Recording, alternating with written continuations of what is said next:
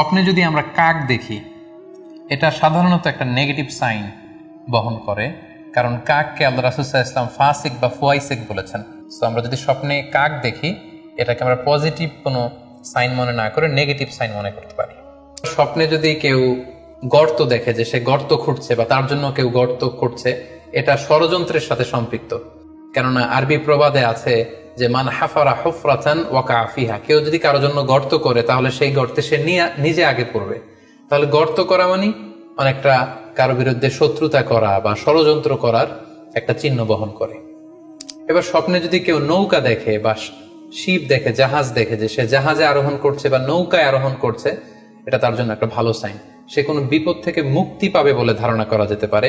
কারণ সূরা আনকাবুতের 15 নম্বর আয়াতে আল্লাহ বলছেন ফাআনজাইনাহু ওয়া আসহাবাস সাফিনাতি ওয়া জাআলনাহা আয়াতাল লিল আলামিন, অর্থাৎ আমি নূহ আলাইহিস সালাম এবং তার সাথের ঈমানদার সবাইকে আমি এই নৌকায় উঠিয়েছি এবং মহাপ্লাবন থেকে তাদেরকে আমি বাঁচিয়েছি। আর এই মহাপ্লাবনকে আমি গোটা বিশ্বের জন্য একটা নিদর্শন করে রেখেছি। সো নৌকায় ওঠা বা জাহাজে ওঠা, কোনো শিপে বা লঞ্চে ওঠা, এটা আপনি বিপদ থেকে মুক্তি পাবেন, and you are in the safe zone, এই ধরনের একটা ইঙ্গিত বহন করে। ইমাম মুহাম্মদ ইবনে সিরিনের কাছে এক লোক এসে বলল যে, ইমাম, রাআইতু কাআন্নী আহরুসু আরদান লা তুমবিত, হে ইমাম, আমি স্বপ্নে দেখেছি যে আমি একটি শস্য ক্ষেত্র চাষ করছি কিন্তু কোনো ফসল হচ্ছে না, এটার মানে কি? তিনি ব্যাখ্যা করে দিলেন, আনতা তা'জিলু আন ইমরাআতিক, অচিরেই হয়তো তোমার স্ত্রীর সাথে তোমার সেপারেশন হয়ে যেতে পারে। কারণ কোরআনে স্ত্রীকে শস্য ক্ষেত্রের সাথে তুলনা করা হয়েছে মেটাফরিক্যালি। সূরা বাকারার 223 নম্বর আয়াতে আল্লাহ বলছেন নিসাউকুম হারসুল লাকুম ফাআতু হারসাকুম আন্না শি'তুম, অর্থাৎ তোমাদের স্ত্রীরা হচ্ছে তোমাদের শস্য ক্ষেতের মতো, তোমরা যেভাবে খুশি এই শস্য ক্ষেত্রটাকে সুন্দরভাবে চাষাবাদ করতে পারো।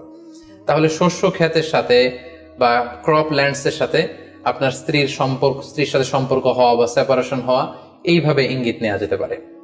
আমরা যদি স্বপ্নে লম্বা কাপড় দেখি, এটা গুড সাইন। কারো গায়ে যদি লম্বা জামা থাকে তাহলে এটা গুড সাইন, আর খাটো জামা থাকলে সাধারণত এটা নেগেটিভ সাইন।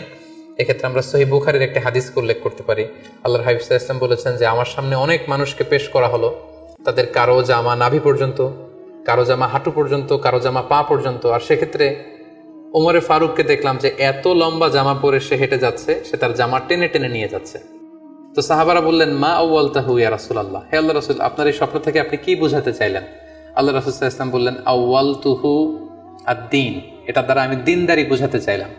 অর্থাৎ যার জামা লম্বা তার মানে তার তাকওয়া বেশি বা তার দ্বীনদারি বেশি। আর স্বপ্নে যদি কারো জামা খুব ছোট খাটো বা জামাহীন অবস্থায় কাউকে দেখা হয়, এটা সাধারণত তার দ্বীনদারি কমে যাচ্ছে বা তার তাকওয়া is decreasing day after day, এটার একটা সাইন বহন করে। ইমাম আবু হানিফা একবার স্বপ্নে দেখলেন যে তিনি আল্লাহ রাসূল সাল্লাল্লাহু আলাইহি ওয়াসাল্লামের কবর খুঁড়ছেন, অথবা কবরের লাশ বের করছেন কিংবা কাফন বের করছেন। এই স্বপ্ন দেখে ইমামুল আযম আবু হানিফা রাহিমাহুল্লাহ উনি বিচলিত হয়ে গেলেন যে এ আমি কি স্বপ্ন দেখলাম, যে আমি রাসূল সাল্লাল্লাহু আলাইহি ওয়াসাল্লামের কবর খুঁড়ছি, সেখান থেকে কাফন বের করছি। কেউই এই স্বপ্নের ব্যাখ্যা করতে পারলেন না। তখন ইমাম মুহাম্মদ ইবনে সিরিনের কাছে যখন জানতে চাওয়া হলো, তখন মুহাম্মদ ইবনে সিরিন বললেন যে হাযা রাজুলুন ইউহয়ি সুন্নাত রাসূলিল্লাহ, অর্থাৎ যে ব্যক্তি এই স্বপ্ন দেখেছে তার মাধ্যমে আল্লাহ রাসূল সাল্লাল্লাহু আলাইহি ওয়াসাল্লামের হাদিসের বা সুন্নাহর পুনর্জীবন হবে। তিনি রাসূল সাল্লাল্লাহু আলাইহি ওয়াসাল্লামের সুন্নাহগুলোকে পুনরুজ্জীবন দান করবেন, পুনরুজ্জীবিত করবেন। এবং বাস্তবে আমরা এটাই দেখেছি যে ইমাম আবু হানিফার চিন্তা, ওনার থট, ওনার মাযহাব গোটা বিশ্বে সমৃদ্ধি লাভ করেছে, মানুষ এটাকে গ্রহণ করেছে। ওনার বুদ্ধিবৃত্তিক যে চিন্তা, ওনার ফিকহি ইস্তেমবাদগুলো গোটা বিশ্বে আল্লাহ রাসূল সাল্লাল্লাহু আলাইহি ওয়াসাল্লামের হাদিসগুলোকে আরো প্রাণবন্তভাবে মুসলিম উম্মার কাছে রিপ্রেজেন্ট করেছে। আমরা আপাত দৃষ্টিতে মনে হচ্ছিল যে এটা একটা খারাপ স্বপ্ন, যে ইমাম আবু হানিফা তিনি রাসূল সাল্লাল্লাহু আলাইহি ওয়াসাল্লামের কবর খুঁড়ছেন, লাশ বের করছেন বা কাফন বের করছেন। কিন্তু মুহাম্মদ ইবনে সিরিন চমৎকার ব্যাখ্যা করেছেন যে হাযা রাজুলুন ইউহয়ি সুন্নাত রাসূলিল্লাহ, এই লোক তো এমন লোক হবে যে রাসূল সাল্লাল্লাহু আলাইহি ওয়াসাল্লামের সুন্নাহকে পুনরুজ্জীবন দান করবে। সবশেষে একটি ঘটনা উল্লেখ করার মধ্য দিয়ে আমরা এই সিম্বলিক বা আইকনিক ব্যাপারটা শেষ করতে চাই। সেটি হচ্ছে ব্যক্তির ভিন্নতার কারণে কিন্তু স্বপ্নের ব্যাখ্যাও ভিন্নতা হতে পারে। ব্যক্তি ভিন্নতার কারণে স্বপ্নের ব্যাখ্যাও ভিন্ন হবে। একই স্বপ্ন দুইজন লোক দেখলো, দুইজনের স্বপ্নের ব্যাখ্যা কিন্তু দুরকম হতে পারে। সেক্ষেত্রে আমরা মুহাম্মদ ইবনে সিরিনের একটা ঘটনা উল্লেখ করতে পারি। মুহাম্মদ ইবনে সিরিনের কাছে এক লোক এসে বলল যে আমি স্বপ্নে দেখেছি আমি আজান দিচ্ছি, এটার ব্যাখ্যা কি? উনি বললেন তুমি হজ করতে যাবে। তার কিছুদিন পরে আরেক লোক এসে একই স্বপ্ন দেখলো, তিনি বললেন যে আমি স্বপ্নে দেখেছি যে আমি আজান দিচ্ছি। তো তিনি বললেন চুরিতে তোমার হাত কাটা যাবে। তো ওনার ছাত্ররা দুইজন লোকের কাছে দুই ধরনের উত্তর দেওয়ার কারণে অবাক হয়ে জিজ্ঞেস করলেন যে হে ইমাম, একই স্বপ্ন দুইজন দেখলো, কিন্তু আপনি এক একজনকে এক এক উত্তর কেন দিলেন? তো তিনি বললেন যে এই দুইজনকে আমি চিনি এবং তাদের ব্যক্তিগত জীবন সম্পর্কে আমি জানি। তো তাদের জীবন আচরণ, তাদের ব্যক্তিত্বের কারণে আমি দুই ধরনের ব্যাখ্যা করেছি। প্রথম জনের ব্যাখ্যা করেছি আমি সূরা হজের আলোকে, কারণ সূরা হজে আল্লাহ ইব্রাহিম আলাইহিস সালামকে বলেছেন ওয়াযিন ফিন্নাস বিল হজ, তুমি মানুষের মাঝে হজের জন্য আজান দাও, ঘোষণা দাও। সো সেই লোকটি আজান দিয়েছে, তার মানে আশা করা যায় সে হজে যাবে। আর দ্বিতীয় লোকটির স্বপ্নের ব্যাখ্যা আমি করেছি সূরা ইউসুফের আলোকে। সূরা ইউসুফে একটি আয়াত আছে সুম্মা আযানা মুআযযিনুন আইয়াতুহাল আইর ইন্নাকুম লাসারিকুন, অর্থাৎ মিশরের কিং এর একটি পানপাত্র চুরি হয়ে গিয়েছিল। ইউসুফ আলাইহিস সালাম ইচ্ছা করে সেটা তার ভাই ইয়ামিনের খাদ্যের প্যাকেটের ভেতরে ঢুকিয়ে দিয়েছিলেন। আর তখন সেখানকার স্টাফরা বা সৈনিকেরা আজান দিয়েছিল, মানে ঘোষণা দিয়ে বলেছিল হে ক্যারাভান, হে কাফেলার লোকেরা, তোমরা চুরি করেছো।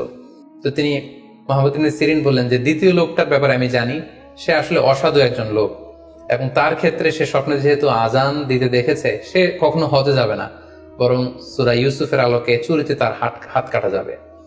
তো এভাবে আমরা কোরআন সুন্নাহর আলোকে বা স্কলারদের যে অভিব্যক্তি সেগুলোর আলোকে স্বপ্নের মধ্যে থেকে যেগুলো সিম্বলিক, আইকনিক, যেগুলো ইঙ্গিতবহ, এগুলোর ব্যাখ্যা আমরা এভাবে করতে পারি। সম্মানিত শুধু এই ছিল স্বপ্ন নিয়ে আমাদের আজকের আলোচনা। আমরা এই আলোচনা থেকে বুঝতে পারলাম যে স্বপ্ন তিন ধরনের হতে পারে। কোনোটা আল্লাহ দেখান দিক নির্দেশনার জন্য বা সুসংবাদ স্বরূপ, কোনোটা শয়তানের পক্ষ থেকে ভয় দেখানোর জন্য, আর কোনোটা হচ্ছে আমাদের চিন্তা ভাবনার প্রতিচ্ছবি। আর স্বপ্ন যতটা সম্ভব অন্যের কাছে না শেয়ার করতে পারলেই ভালো। বিশেষ করে যদি আপনি ভয়ঙ্কর দুঃস্বপ্ন দেখে থাকেন, সেক্ষেত্রে এমন লোকের কাছে আপনি শেয়ার করুন যে আপনাকে পছন্দ করে, যার কোরআন সুন্নাহর জ্ঞান আছে, যার মধ্যে এলেম আছে, আমল আছে। আর আপনারা আপনাদের কারো কাছে যদি আপনাদের ফ্রেন্ডস এন্ড ফ্যামিলির কেউ বা আশেপাশের কেউ এসে যদি হুট করে তার স্বপ্নের কথা বলে দেয়, আপনি হুট করে তার ইন্টারপ্রিটেশন বা ব্যাখ্যা করতে যাবেন না। আপনি বেটার হয় যে আপনি চুপ থাকবেন, অথবা আপনি যদি ব্যাখ্যা করতে চান তাহলে ভালো ব্যাখ্যা করবেন।